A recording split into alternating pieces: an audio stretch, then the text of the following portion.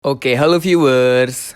Baik lagi sama gue, Rifki Hadian. Dan sekarang gue pengen ngasih tahu beberapa poin penting yang kemarin disampaikan oleh pihak LTMPT. Sehingga dengan kalian mengetahui poin-poin penting ini, menurut aku pribadi, kalian bisa memperbesar peluang kalian untuk lulus di PTN yang kalian inginkan. Oke, pertama yang menurut aku penting adalah dari jalur masuknya, yaitu ada 3, SNMPTN, SBMPTN, dan jalur mandiri. Seperti yang dikatakan oleh pihak LTMPT melalui jalur SNMPTN di tahun 2020, yang mendaftar SNMPTN itu 489 ribuan, dan yang keterima itu cuma 96 ribuan. Dan persentasenya itu sebesar 19,74%.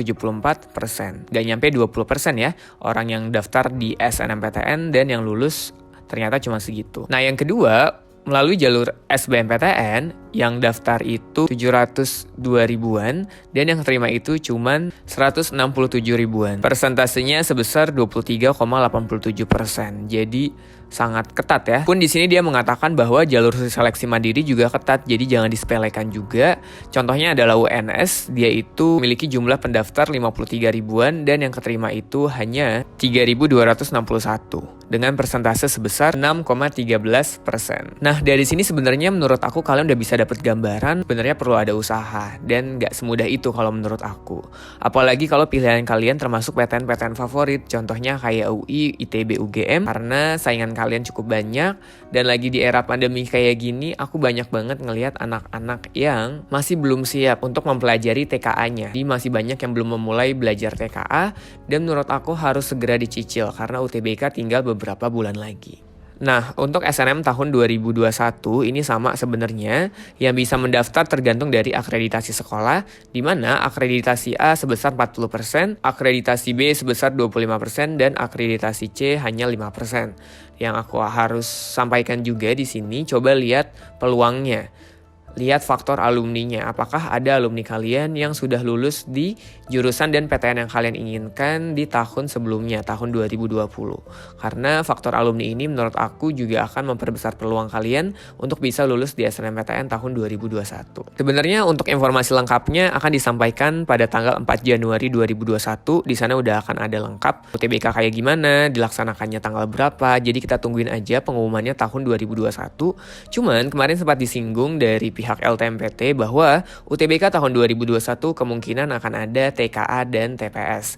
Jadi karena dia udah ngelakuin statement kayak gitu, walaupun kemarin ada beberapa informasi yang menurut aku kurang tepat, contoh misalnya kayak pengetahuan kuantitatif yang ada bahasa Inggrisnya, tapi ternyata pas di UTBK nggak ada, jadi menurut aku persiapkan aja TKA-nya. Toh kalau misalnya nggak ada juga, kalian udah mempersiapkan hal itu dan nothing tulus aja gitu. Jangan sampai kalian gak belajar terus tiba-tiba tahu-taunya ada. Atau jangan sampai kayak nunggu bulan 4 Januari karena masih ada waktu sebulan lebih lagi untuk kalian nyicil TKA-nya. Ya nyicil aja sekarang sampai tanggal 4 Januari terus ada info yang resmi kalau ada TKA atau enggak.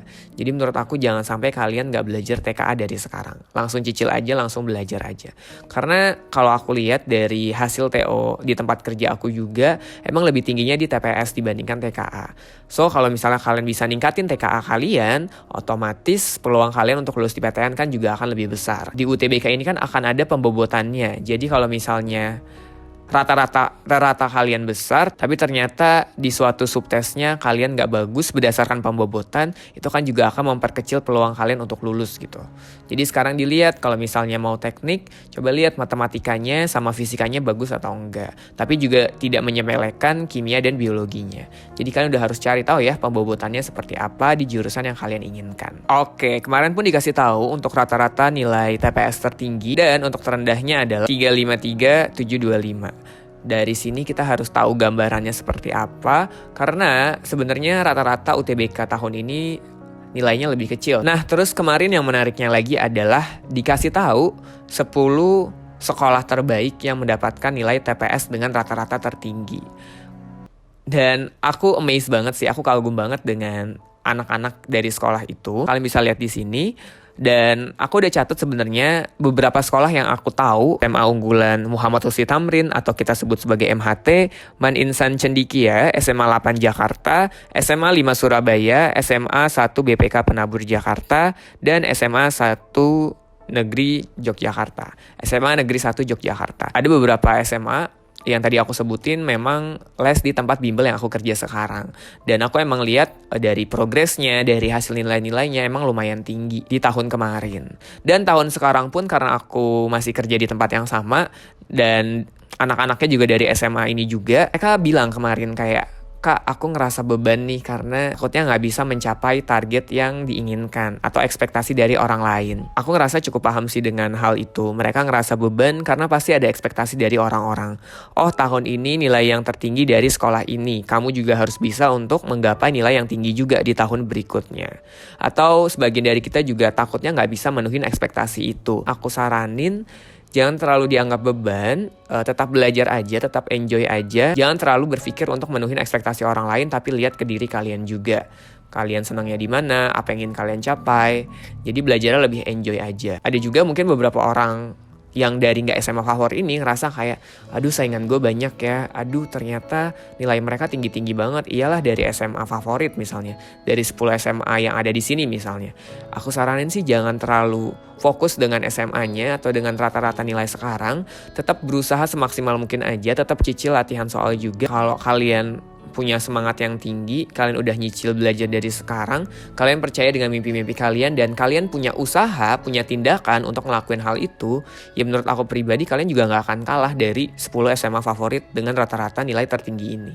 Jadi mulai dari sekarang, coba percaya sama diri kalian, karena menurut aku ketika kita udah berusaha semaksimal mungkin, kita juga bisa kok untuk mendapatkan PTN yang kalian inginkan. Ada juga kok anak-anak dari SMA non-favorit yang berhasil masuk FKUI, FTI ITB, masuk UGM juga. Dan itu tergantung dari usahanya. Oke, menurut aku itu aja cukup dari aku tentang poin-poin penting yang harus kalian ketahui sebelum UTBK dimulai. Aku harap kalian bisa enjoy dengan video ini, dan kalau kalian ada pertanyaan tentang apa yang ingin kalian tanyakan, tulis aja di kolom komen ya.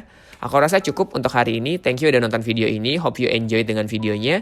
Dan sampai jumpa di video-video aku yang selanjutnya ya. See you next time guys. Bye.